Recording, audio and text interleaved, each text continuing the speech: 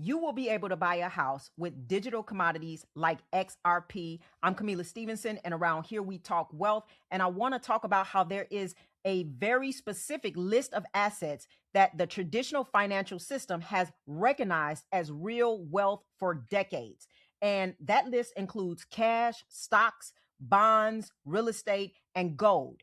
These are the assets you could use to secure a home loan, the assets you could hold in a retirement account, the assets that when you walked into a bank and said, I have this, the bank nodded and said, yes, that counts.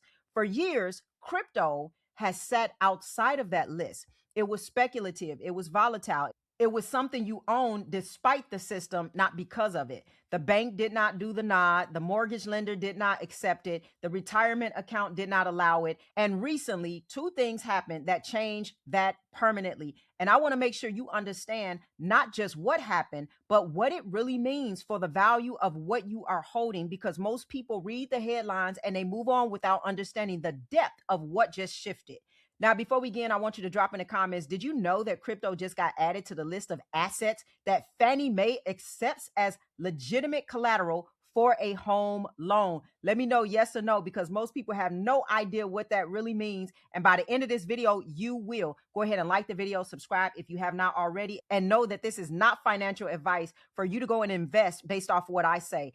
That is your own decision. So manage your own expectations and know that I am not your financial advisor. Now, Fannie Mae. I want to talk about this because most people have never had Fannie Mae explain clearly, and without understanding what it actually is, the announcement means almost nothing.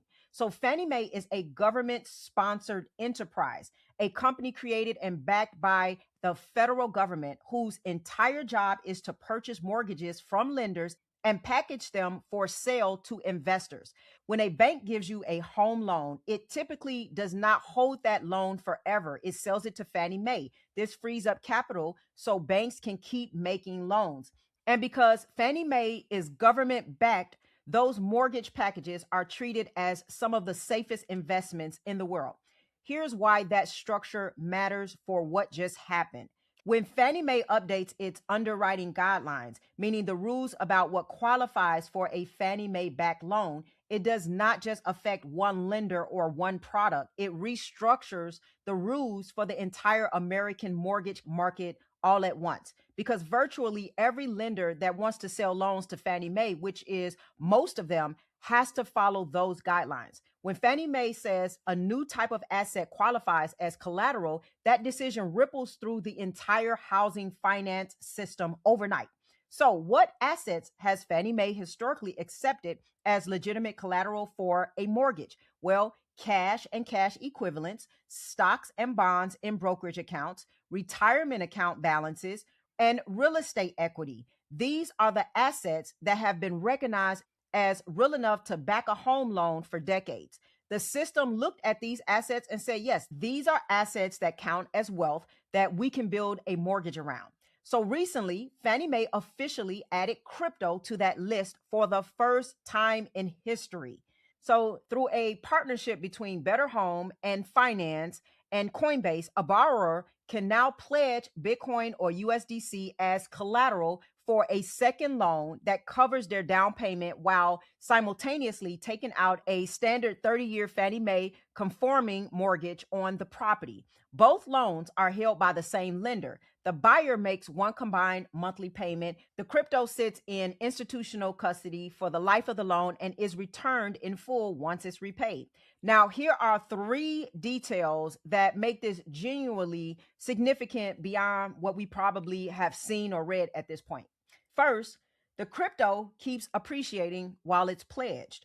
So the borrower doesn't have to sell it, doesn't have to liquidate it, does not trigger a taxable event. Their position stays intact and continues to grow throughout the entire mortgage term. So they assessed the liquidity they needed without giving up the asset that generated it. Now, number two, there are no margin calls. If Bitcoin drops in value, the mortgage term does not change. The borrower does not receive a call asking them to post additional collateral. The only trigger for liquidation is, I believe, 60 days of missed payments. So that's the exact same standard that applies to every other Fannie Mae conforming mortgage in America. The volatility of the underlying crypto asset is completely isolated from the mortgage obligation. Number three, Fannie Mae will purchase these loans exactly like any other conforming mortgage, which means this is not a niche product from a fringe lender operating outside the system. This is a mainstream government backed financial product that is going to be replicated and expanded across the lending industry as other lenders follow Fannie Mae's lead. Now, here is the concept that I really want you to understand, because this is where the significance goes even deeper than most people are willing to take it. The mechanisms of borrowing against an appreciating asset without selling it is not new. It is actually one of the oldest wealth building tools in existence. Wealth families have used it with real estate for generations. They buy a property, it appreciates. They borrow against the equity. They use the borrowed money to buy another property, and the original property keeps appreciating. They never sold it. They just used it as the foundation to build the next layer. That mechanism, your asset appreciating while you simultaneously access its value as collateral, has been the primary engine of generational wealth building in real estate for decades. The financial system recognized real estate as legitimate enough to build that mechanism around. And for years, crypto holders watched that happen, knowing their assets were appreciating just as significantly, but could not access the same tool because the system did not recognize what they held as real wealth. Well, this system just said yes to that. So crypto is now on the list, not an experiment, not a pilot program, but as a government-backed conforming mortgage product that Fannie Mae will purchase like any other standard loan. So the financial system just handed crypto holders the same wealth building mechanism that has been used to build generational wealth in traditional assets for decades. Now, there is another thing that happened recently that is even bigger in terms of the scale of capital that it can unlock. The White House just gave the green light for a proposal that would open 401k retirement accounts to crypto for the first time. It is not finalized yet, but the direction is locked, and the implications of what comes next are almost impossible to overstate. So, I want to talk about the 401k approval and what 13.9 trillion entering this space would mean for you and I as we hold our digital assets. First, let me make sure you understand what a 401k really is before we get into it and why this number is so significant, because the size of this opportunity only lands if you understand what we're really talking about.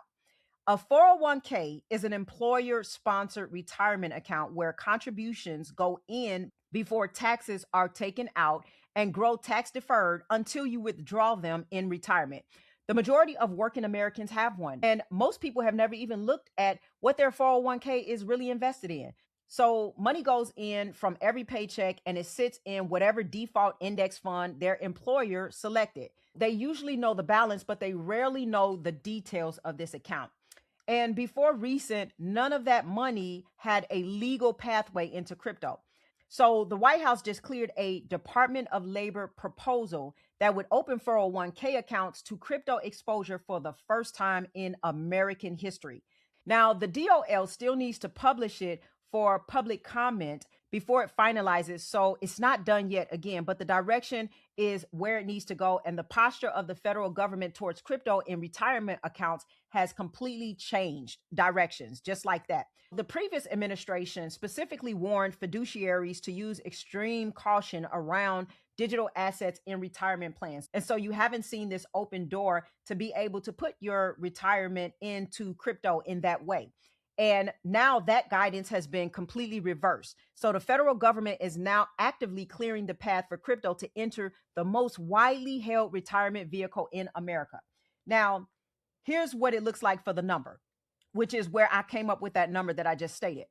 The total assets sitting in 401k plans across America right now, not the total retirement market, but just 401ks, is approximately 12 to 14 trillion.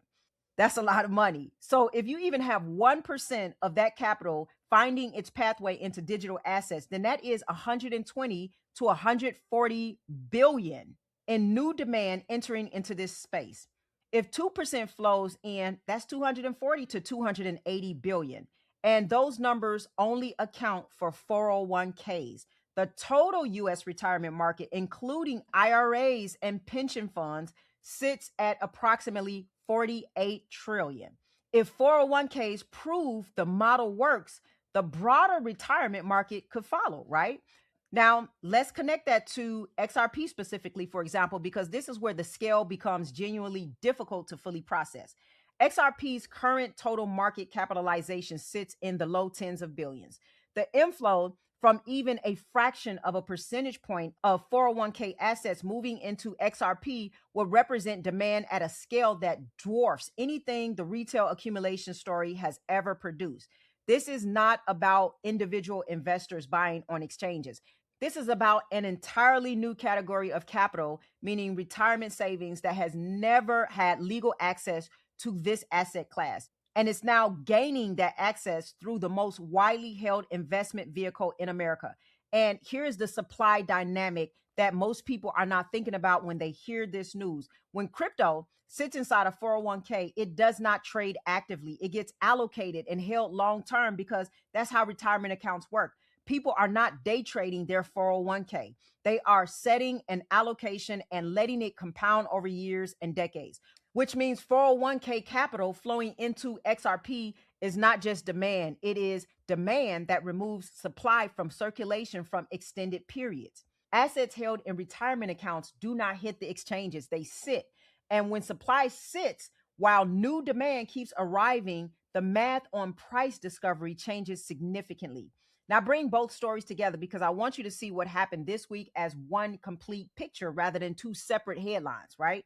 You got Fannie Mae accepting crypto as legitimate collateral and 401ks gaining a pathway to crypto, and they are not independent events. They are two chapters of the same story. The traditional financial system is officially reclassifying digital assets from speculative instruments to legitimate wealth.